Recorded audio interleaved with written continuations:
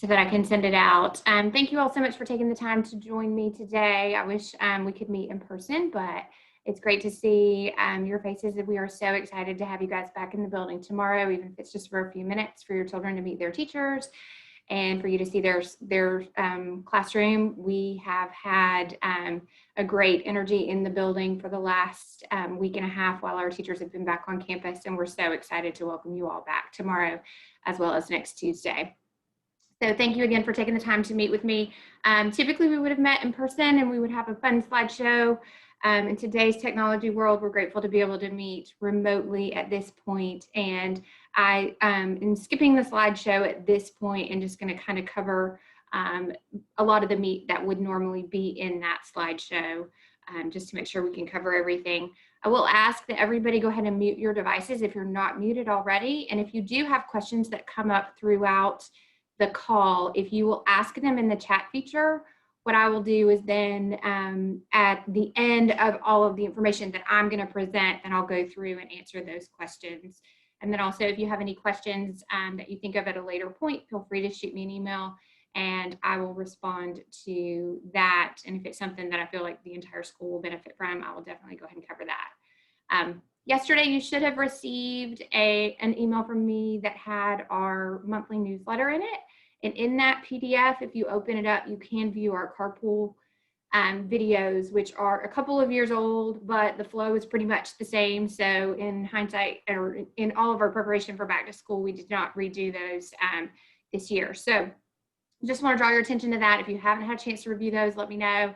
It will be a learning process for the first couple of days and weeks of school. It always is. We're fortunate that we are a small enough community that we get to know our families very quickly. And I can tell you what most of you drive. I can tell you that white Honda Odysseys were the new van of last year. So I'm curious to see what the new vehicle will be for this year for carpool. I think we ended up with up to like 5 white Honda Odysseys at one point. So just bear with us as you go through carpool in those first couple of days, and know that kids are fine inside while we're waiting for that carpool in the afternoons, and they're great in the mornings. So we'll go ahead and get started, and I will touch on carpool in a little bit as well. So the first thing I want to start with is our COVID procedures. I know that is the big thing that everybody wants to know about right now. You guys have received written information about all of our COVID policies and procedures and what we're going to be doing to keep everyone as safe and healthy as possible. Do you want to just point a few different things? Daily health screenings. We will do contactless temperature screenings on all of the children upon arrival, and we will also do that tomorrow for open house on moms and children. So you guys will get to show your kids that it's not anything scary. I will say we did this over summer camp, and after a couple of days, several of our kids could not wait to get their head scanned like Harris Teeter or make their light turn green. So it is not as scary as it seems. Our teachers are also doing those contactless temperature checks when we arrive at school every day.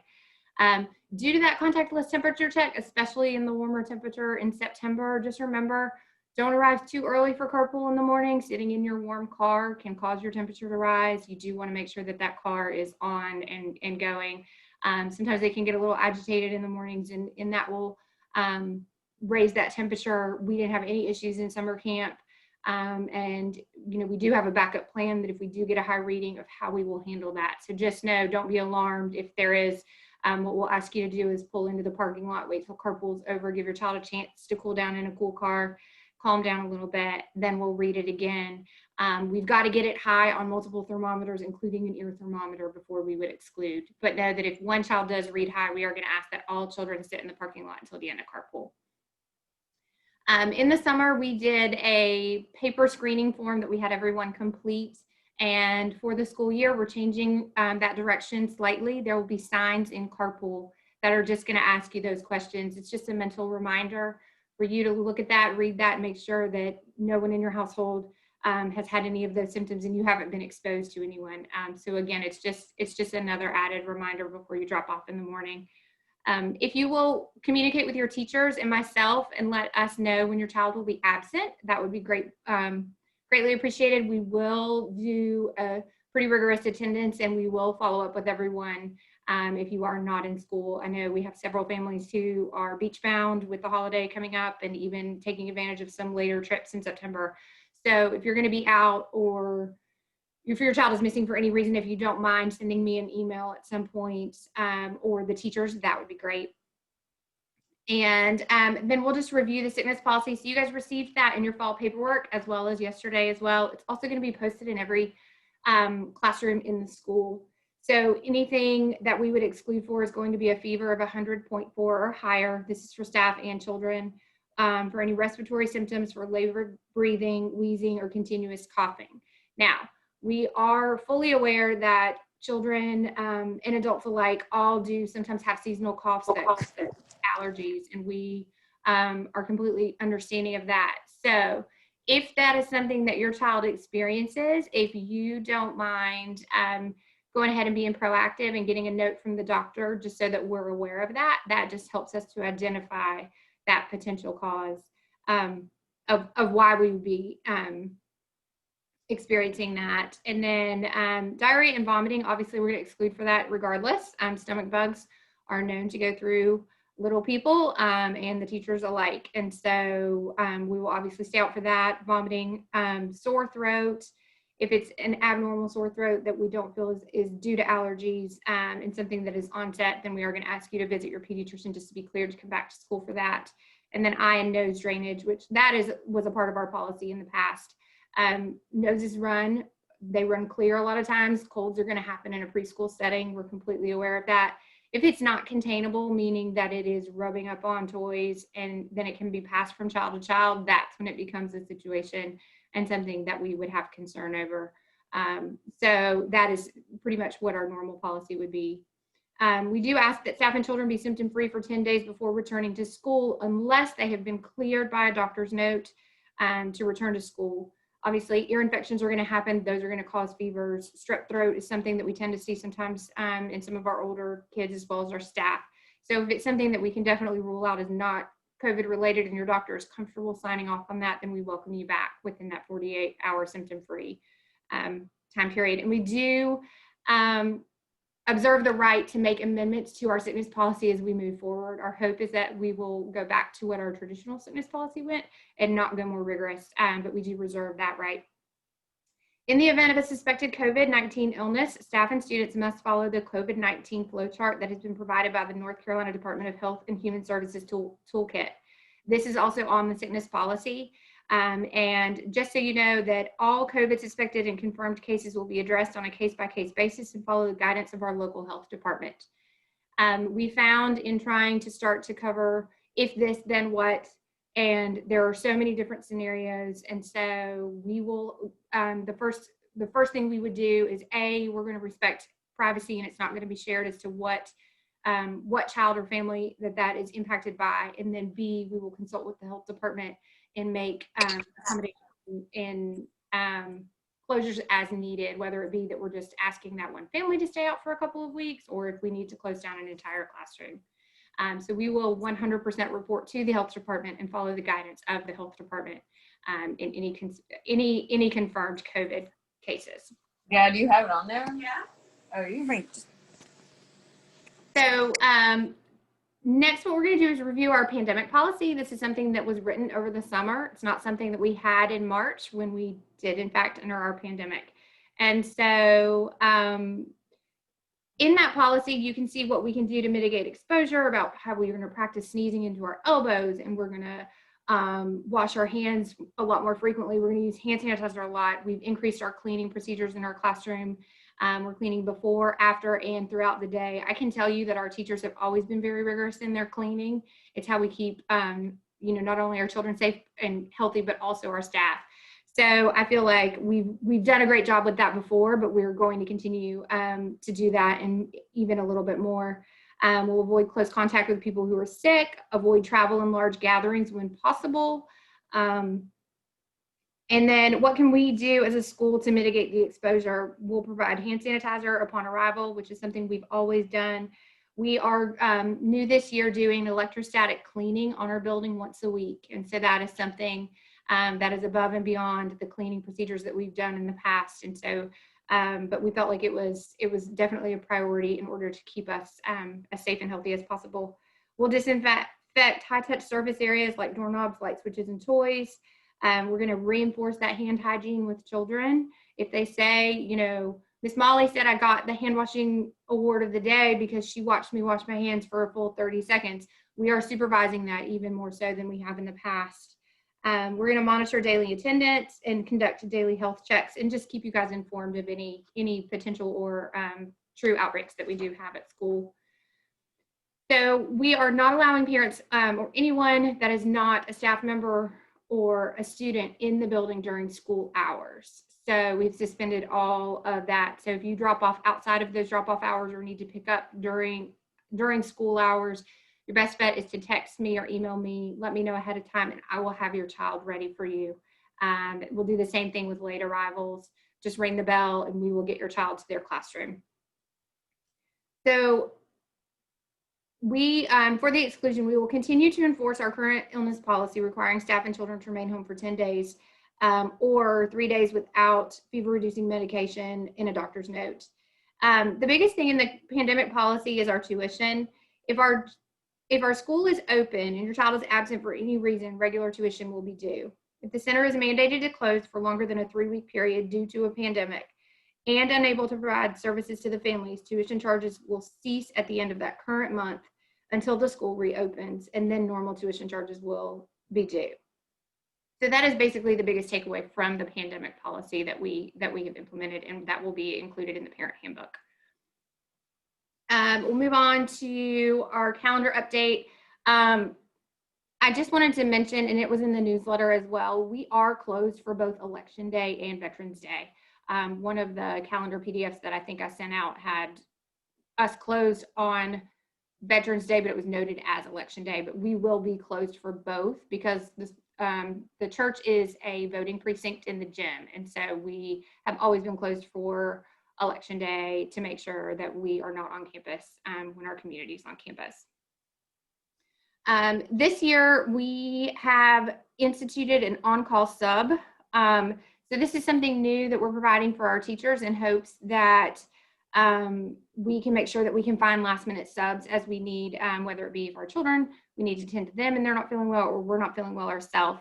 If you would like to sign up to be a sub at the school, it's a lot of fun. You're never alone. We teach and co-teachers in every classroom, and so you'd always be with a lead. So there's no dirty diapers or anything like that you would have to change. So just let me know if that's something that you would like to consider. Our parents are usually our best on-call subs that we have. I know with CMS's remote learning currently, that makes it hard for quite a few of our moms, but if both your kids are in attendance in school and you don't mind being in a classroom for a couple of hours, it's a great way to give back to our community because we're all in this together. And the one thing I will tell you is that I'm going to enforce the sickness policy with my staff, just like I'm going to enforce it with our parents. And so in the event that it's 8:45 in the morning and I've got 2 teachers out and I can't find subs in either one of those classes, I'm one person. I can only fill in that one spot. If I can't find someone to fill that spot, then you may get an email or a text letting you know that your child's class can't meet that day because I don't have the staff for it. My hope is that we will not get to that point. We've got church staff who are willing and able to come and sit in my office and do office work in here just so that they can be an extra person so that I can be that sub in that classroom. But just know that our subs are going to be vital this school year and this fall as we all get back to in-person learning. For parent council, in the beginning of the school year, we will meet through Zoom. And so we have not yet set a date to start meeting. If this is something that you'd like to get involved in, please shoot me an email and let me know. I would love to grow this group.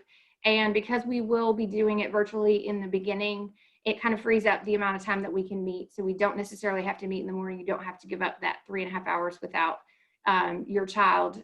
You don't give up that precious time.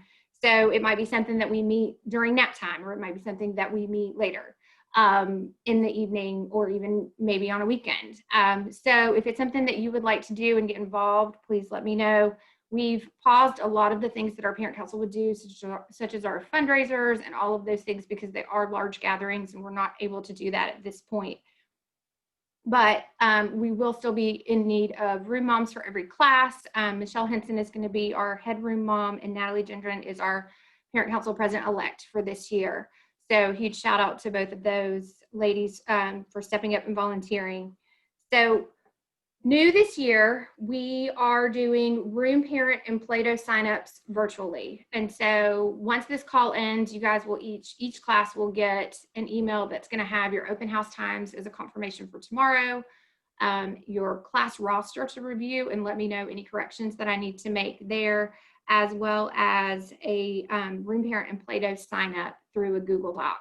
And so you can go in and then sign up for both of your classes in that place. This is to limit the amount of contact and touch that we'll have tomorrow when you're coming through with open house. And it's just one less thing you have to do when you're in the classroom meeting with your child's teacher. So just so you know that is coming out. And then also we're going to go ahead and sign up for holiday parties. Typically it's just a cookie and maybe a special, like a fun holiday napkin. We're going to sign up starting in October in hopes that we will be able to bring that back. In the event that we get to October and we're not, then we will communicate that. But we'd like to go ahead and just go ahead and get those things signed up for. If we're able to do our Christmas program in December, then that will still be as it was a couple of years ago. It's an all-school Christmas program with cookies in more than likely in the gym, or even if the weather's nice outside. So again, high hopes that we'll be able to get back to that point in December. But if we did, we're not going back to full-fledged large Christmas parties. So we do have a couple of ways that we can earn money for the school. You can link your Harris Teeter VIC card. This was in your newsletter yesterday. And this allows us to earn money, but you do have to relink every year. And if you have children in multiple schools, you can link to as many schools as you would like. And then a certain percentage of what you purchase at Harris Teeter comes back to Sharon Presbyterian. So that's a super easy way. You just visit customer service, they scan your VIC card, you give them our 4-digit code, which is 2783, and also listed in your newsletter. And they will get you linked and you'll be set for the year. Another thing that we are doing this year that's new is Amazon Smile.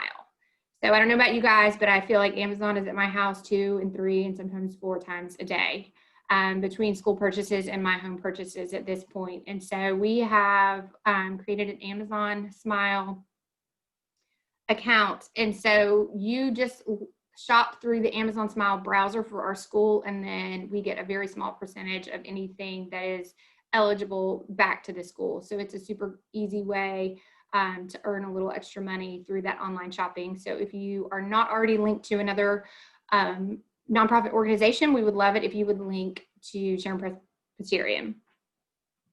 In years past, we've had early drop-off, and at this point, that is a volunteer-run program, and it also includes intermingling of students. And so that program is on pause until we feel that we can do that safely. But we are hopeful that we will be able to bring that back in the next few months.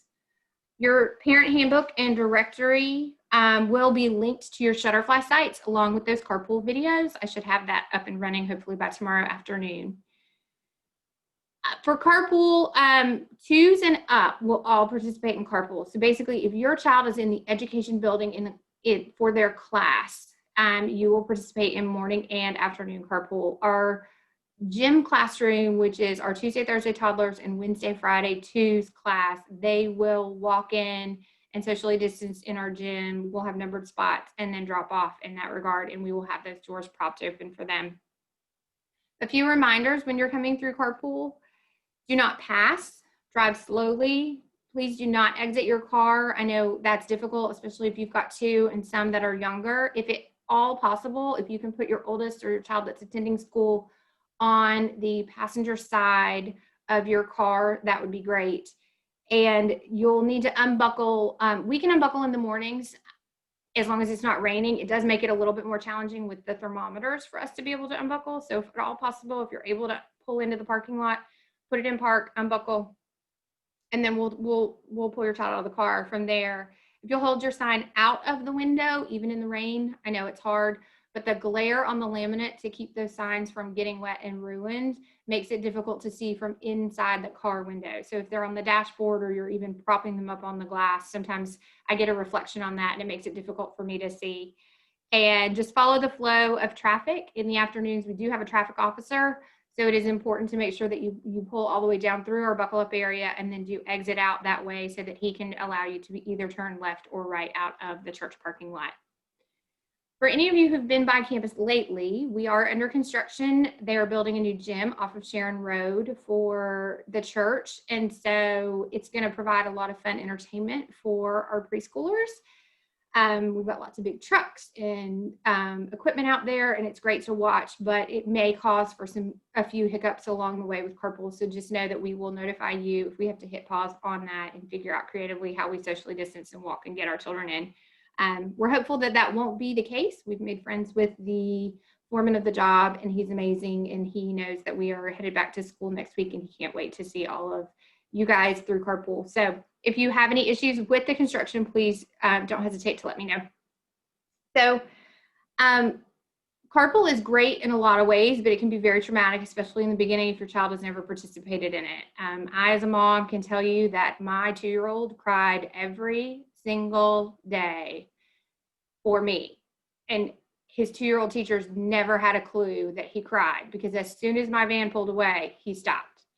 So please know that 2 years through carpool are often very, very short-lived. As soon as the children are in the classroom and they see toys and they see friends and they see their teachers, they settle in very quickly. I can tell you, every teacher in this building is a mother. We all want nothing but the best for your children, and the last thing we want is for you to drop your child and know that they are upset and you to have a bad morning and be worrying about that. So your teachers will communicate with you via text and photo to let you know that your child is okay. If they need a little extra attention, we're here to offer that. If we need to go on some walks or adjust our playground times, we will certainly do that. So just know that while it is emotional on all ends, we promise that they will be good. And even in masks, we all have fun masks. I have Mickey Mouse, I have cars, I have polka dots. You know, if we need to pull our masks down quickly to show our faces to the children so that they're not afraid, please know that we will do that and keep them as safe as possible. Tuition Express. If you're not signed up for Tuition Express and would like to, please shoot me an email and I will send that form along to you. Automatic drafts will draft on the 15th of every month. If you pay by check and would prefer to do that, you're more than welcome to do that as well. Just make sure that those checks are in by the 15th of every month, and you can send them in on your child's blue bag. New this year, everyone does get a new blue bag, and everyone has a binder clip on that blue bag. That's a great way for you to communicate any last minute pickups or changes to the child's teacher. If your child is potty training, that's a great thing to let us know ahead of time so that we can make sure that we are getting them to the potty regularly. Artwork will sometimes be clipped on that outside of that bag, or it may even go on the inside of the bag. So we hope that you enjoy our blue bags. We can say that the straps are much shorter and lunch boxes hopefully will all fit. So we are super excited about our new bags. For messages and communication, you can communicate with your child's teacher via text or phone. I prefer that those texts and phone calls not come through during the school day, just because their number one goal is to attend to the children at that point. But if you needed to reach them in an emergent situation, please feel free to do so. And you can also text or call me at any point. If you don't mind, when you do text or call me, just put your name in the text as to who you are. While the teachers are going to program all of you into their cell phones, I do not program the entire school into mine. So if you'll just let me know, and if you forget, no worries, I'll just write you back and ask. So the staff will communicate with you guys via our Shutterfly sites, which are pictures. It's a closed group site, and everybody should have received that invite. If you didn't, let me know, and I will make sure that we get it sent correctly. And so they're going to upload photos of your kids. It's a closed group site. You cannot access those photos without being invited to the site. And some of our teachers are going to communicate weekly updates there, whereas others will send you a weekly email. So they'll let you know kind of what's going on in the classroom, as well as you'll get a monthly calendar that will come home from every class. For our activity fees, we already billed for activity fees. They were all due the middle of August. And just to let you know, some of those outside activities have been suspended and some things have been brought back in their place, such as our added cleaning procedures. added cleaning supplies and the cost that's associated with that at this point. But then also all of our upstairs, our 4s and TK classes all received their own individual pencil boxes this year with their own individual supplies. So they've all got their own pair of scissors, their own glue stick, their own crayons, their own dry erase marker, their own dry erase board, their own dry erase eraser. And then our downstairs classes are getting additional manipulatives in their classrooms so that we can spread kids out as much as possible. We are extending our playground time for all of our classes. No classes will intermingle, which means that we will have children on the playground from 9:50 until 12:45 to make sure that everybody has 35 to 40 minutes outside. You may see pictures of your child doing circle time out at the fountain if they're old enough. They may take more nature walks than they normally have taken. We are going to utilize our campus to the fullest extent. We do have access to the current gym building where we have all of our indoor riding toys, and we will utilize those on a weekly basis. The weekday school is the only in-person group that is coming back to campus so far. And so what that means is we have 100% access to the gym building and to our education building, and we are, our cleaners are cleaning both of those spaces rigorously for us. So we hope to bring music back and have that be one of our first specials that will return in October. With the later start, the way Labor Day fell this year, it just makes it a little bit easier for us to get back into that routine. Even if it were a non-COVID year, we still would have pushed all of those specials into October. And we'll get creative again in music by having individual items for kids that we can. And maybe instead of playing sticks, we're making rhythm, but we're doing it by tapping the floor. And doing hand sanitizer both before and after. So just know that creativity is flowing to get that back into our building. In terms of chapel, we are not doing an intermingling of chapel, which makes us all super sad. We would love to be in the sanctuary with the stained glass together as a school singing those songs, but it's just not the safest thing for us to do right now. So we're going to use some of our chapel songs from years past that were some of our favorites. We're going to sing those inside the classrooms.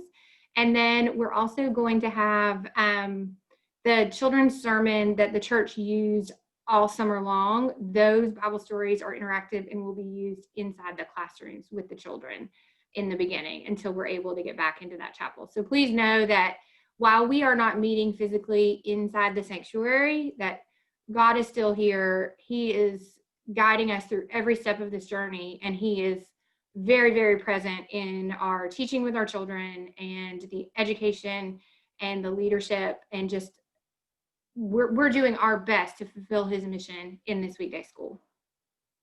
So I know some families were concerned that by reducing some of those specials, would we have enough to do in a classroom? And I can assure you that these teachers are prepared and excited to get back to learning and get back to playing and interacting, and just know that, you know, it is extraordinary times. And so we are fully aware that our kids went virtual in March and they did an amazing job, and our staff did an amazing job, but we do not expect our kids to come back knowing absolutely everything that they would have known had they completed their school year. And the reality that is that even if we had had a perfect year, we still meet every child no matter where they fall.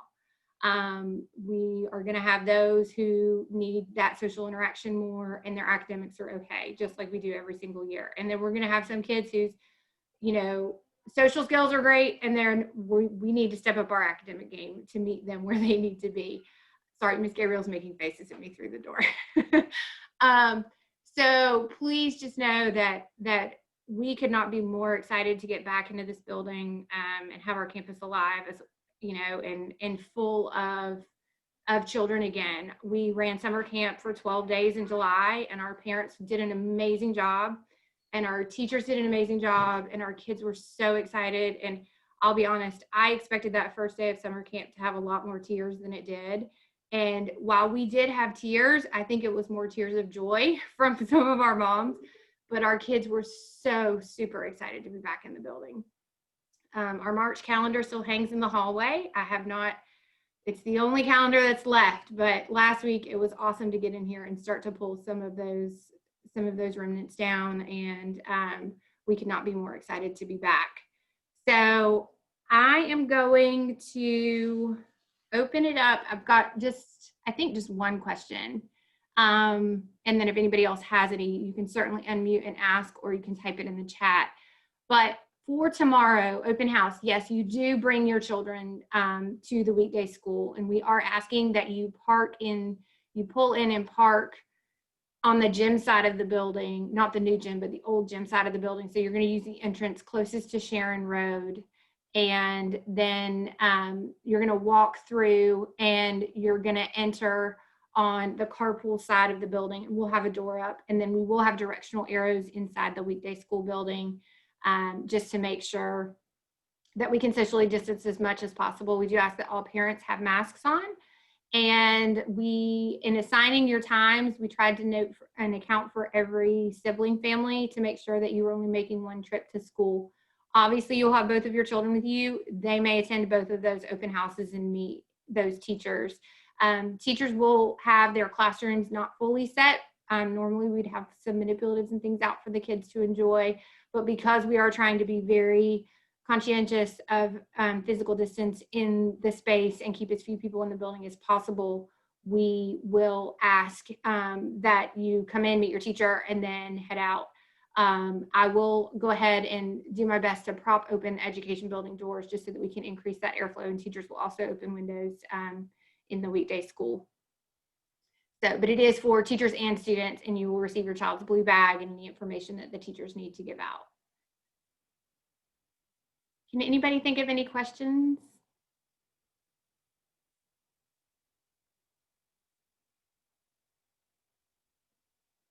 All right. Well, thank you so very much. I really appreciate all of your time. If you think of any in the next couple of days, feel free to send me an email. I'm always here to answer any questions and help in any way that I can. And just know that we can't wait to see you guys all tomorrow, and then again next Tuesday in carpool and in our toddlers and twos drop off. All right. Thanks, everybody. Have a good afternoon. Bye.